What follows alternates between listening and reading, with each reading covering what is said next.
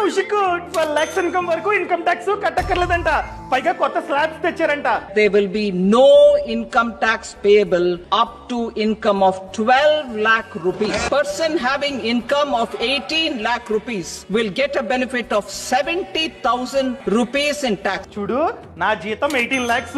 So పాత slabs తో compare చేస్తే ఈ కొత్త స్లాబ్స్ వలన నాకు 70,000 వరకు ట్యాక్స్ అన్నది ఆదా అవుతుంది.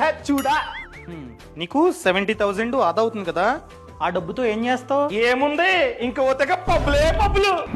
అరే ఇప్పటికైనా మారు. ఎలాగో డబ్బు ఆదా అవుతుంది కాబట్టి దాంట్లో కాస్త డబ్బుని స్పెండ్ చేసి ఒక హెల్త్ ఇన్సూరెన్స్, ఒక టర్మ్ ఇన్సూరెన్స్ తీసుకో. అవంత ఇంపార్టెంటా?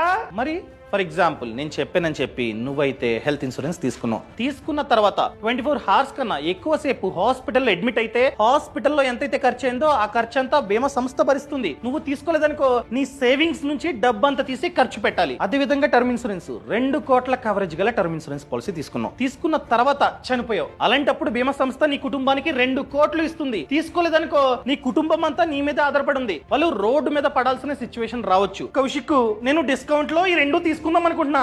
ఎలా?